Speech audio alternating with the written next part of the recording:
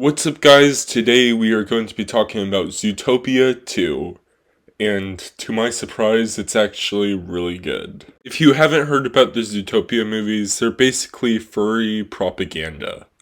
So, they're really good. But, before we get into Zootopia 2, I'm going to talk about Zootopia 1 super fast. I really like Zootopia 1. I think it has good messages. I thought the themes were incredibly well developed. And, it's a fun movie for the whole family, I guess. I just absolutely love the world building in the first one. I think that's absolutely incredible. I really liked the Godfather reference. I thought that was funny. It's something I know. But when I first saw it, I was a little kid and I was dumb.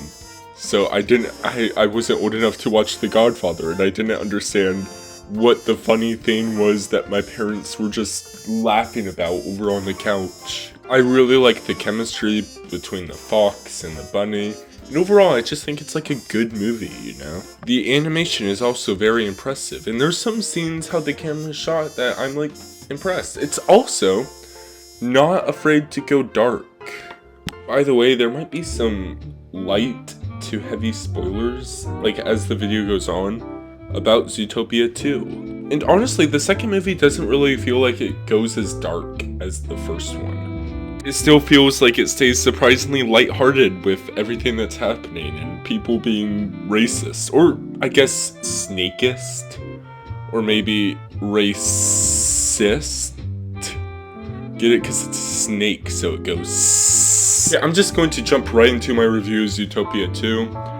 But before I do that, please like, subscribe, comment, do all that shenanigans. Okay, so I feel like there's a part in Zootopia 2 where it feels like they're kind of retreading some stuff, if that makes any sense, like with the characters in their development. Like there was a couple times, especially earlier in the film, when I was just like, haven't we seen this already in Zootopia 1? And that got me a little worried. But as the film goes on, these things accumulate and they turn into something different, if that makes any sense. And it's a really good story for a sequel. I'm trying not to spoil this, okay? Like, it starts with Judy is the rabbit's name, right? Or Bunny, Judy Hopps.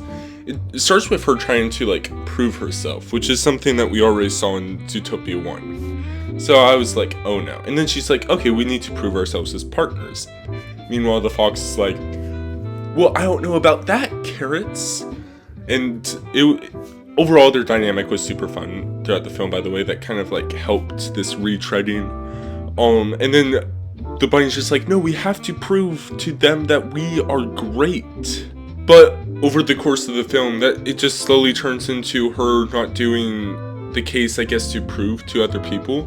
But to me, at least, it started to seem like she was doing the case because she has a distinction of what's right and what's wrong, and she believes that she herself can fix the entire city. Meanwhile, the fox's character arc started as like, oh no, I don't think we need to prove ourselves, which is kind of his in the first one as well, but then it turns into, I don't think we can save this whole city. And there's a really great scene where they kind of just clash in viewpoints. And I honestly loved it, and I thought it was actually really well done. And then you learn that, like, he just doesn't want to save the whole city because he is worried about her, and he's okay putting his life on the line, but he doesn't want her putting her life on the line because she's the only person he cares about. And it just leads into a really well done emotional climax that personally I thought might have been a bit stronger than the first one. I do think the story is still stronger for the first one though. Just because I feel like it's willing to go darker. I feel like if the second one was willing, and by the way, I'm not saying, oh, this children's movie needs to be dark. I'm just saying, like, this movie explores some, like, seems like, oh, I'm going to explore some dark topics, but just doesn't seem to fully grasp the severity of them. It still does fine for what it is. I don't know, maybe I'm just old man yelling at clouds, but I wish there was a scene where it just decides to take a darker turn, because the villain mainly just talks about doing villainous things. You get a flashback of what, like, his ancestor did, but I just wish, like, I don't know. I felt like there needed to be like an extra scene of like the villain being a villain. Because in the center of the story is the Fox and Judy's character arcs. And again, they're really strong, stronger than the first one. But then it feels like the story kind of suffers. I thought the action scenes were very well done. I still think one of the best action scenes like out of the two movies is the one in the jungle from the first one. And like I was saying earlier, that one feels much darker in tone. That this one doesn't really, like, go, if that makes any sense. To be fair, the ending of the second film does get a bit intense, and it almost goes to the depths of the first one. Second one definitely expands the world of Zootopia way more, which I really like. To definitely get to see, like, different parts of Zootopia. And there's a little bit of lore! That hurt my voice. Matt Pat, how do you do it? Also, fans are saying that this one has a reference to the Judy Hopps abortion comic.